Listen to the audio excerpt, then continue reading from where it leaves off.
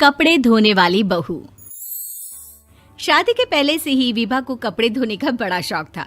कभी नल के नीचे तो कभी तालाब के पास। अरे मेरी नीली वाली लुंगी नहीं दिख रही है। विभा की अम्मा, कहाँ रखी है लुंगी? अरे वो तो विभा ने परसों ही धोकर रखी थी आपकी अलमारी में, देखो वहीं होगी। वो ना मैंने आज धो दी, मुझे लगा कि गंदी हो गई होगी। अरे कैसे गंदी हो गई थी? उसे तो मैंने पहना भी नहीं। हे भगवान, इस लड़की के कपड़े धोने की आदत से परेशान हो गया हूँ मैं। जितना तो घर में राशन नहीं आता, उससे कहीं ज्यादा डिटर्जेंट पाउडर का खर्चा है। इसकी शादी करवा दो, शादी जाए अपने घर में ही करे काम, फिर चाहे घर के कपड़े धोने हो या पूरे गांव के।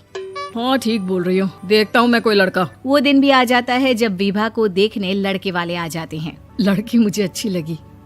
होने वाली सास कहती है, बेटी अगर कुछ पूछना है तो पूछ लो।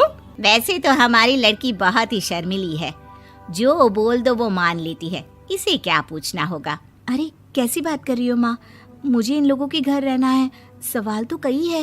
हाँ हाँ बेटा, पूछ लो ना, क्या पूछना है। आप लोगों के घर कपड़े कौन धोता है? सास का मुंह बन जाता है।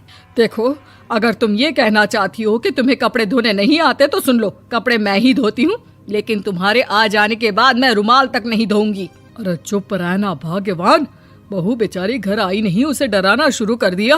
वो क्या है ना बिटिया, अभी तक तो ये कल्लू की माँ ही धोती थी, लेकिन अब तुम्हारे पापा तो दहेज में वॉशिंग मशीन देंगे ही।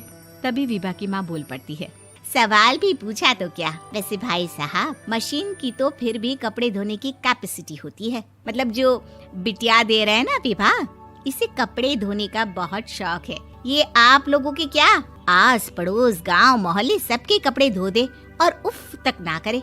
बाहर देखा नहीं आपने कितने कपड़े सूख रहे हैं? सब हमारी बिटिया ने ही तो धोए हैं। बस भी करो ना माँ, शर्म आ रही इतनी तारीफ सुनकर। और तो और एक दाग निकाल कर दिखाओ तो मान जाऊं। हाँ अच्छा, माफ करना बेटा, मैंने गलत समझा। हमें तो रिश्ता बहुत पसंद है। और ऐसे जुड़ जाता है रिश्ता कपड़े धोने का शौक रखने वाली विभा का। उसकी शादी हो जाती है कोयला फैक्ट्री में काम करने वाले कल्लू के साथ। शादी के बाद अचानक विभा चिल्लाती हुई सास के पास आती है। सासू माँ, अरे सासू माँ कहाँ है आप? ये तो धोखा है, धोखा दिया आप लोगों ने मुझे। इसे ससुर के चक्कर के बारे में पता चल गया। अरे तो उसमें तुझे क्यों धोखा मिला है? अरे नल में पानी नहीं आता, कपड़े कैसे कब धुलेंगे? अच्छा, तू पानी नहीं आ रहा उसकी बात कर रही है। तो आपने क्या सोचा? कुछ नहीं। अच्छा, तेरी माँ ने कहा था कि कपड़े धोने का शौक है तुझे, याद आया मुझे। शौक बोलकर कपड़े धोने वाले मेरे जुनून को कम ना आके सासू माँ, कपड़ा धोना मेरा गुरूर है। तभी पति भी वहाँ आ जाता है। अभी मैंने इसे सनी देओल की फिल्म दिखाई है, उसी के डायलॉग मार रही है माँ। अच्छा सुन, साफ साफ बता रही हूँ, पानी सुबह 4 से 6 और शाम को 10 से 12 आता है, समझी? विभा टाइमिंग सुनकर हैरान हो जाती है। ये क्या भूतों का मोहल्ला है? सुबह 4 बजे उठकर कौन कपड़े धोता है? 4 बजे टंकी में पानी जाता है, फिर सारा दिन धोना ना, किसने मना किया?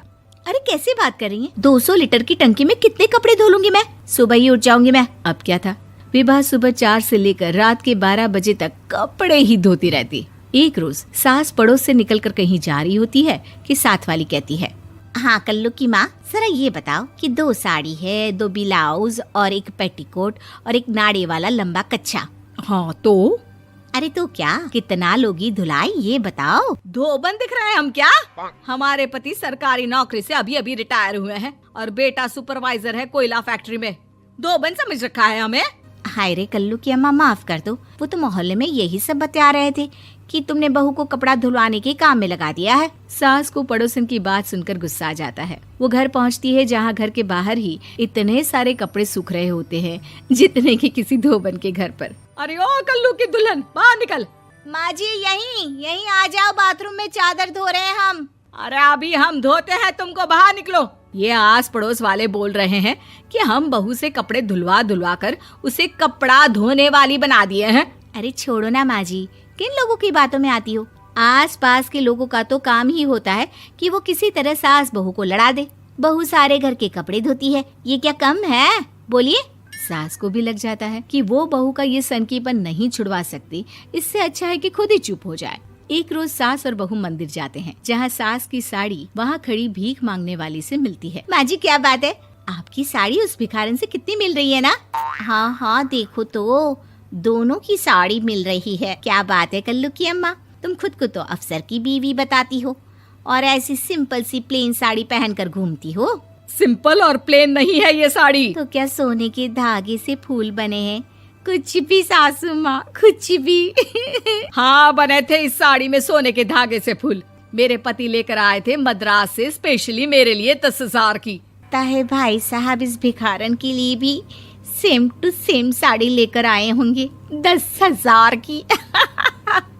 सास उस वक्त तो कुछ नहीं कहती, लेकिन बहू के साथ घर आती है और अलमारी से एल्बम निकाल कर लाती है। ये साड़ी देख रही है, ये वही साड़ी है जिसे मैंने अभी पहना था। इस साड़ी में ये जो चमकदार फूल दिख रहे हैं ना, ये सोने के धागों से काढ़े गए हैं। लेकिन तू लोकल वॉशिंग मशीन ब्रश से घिस घिस कर सारे फूलों को निकाल कर साड़ी प्लेन कर दी।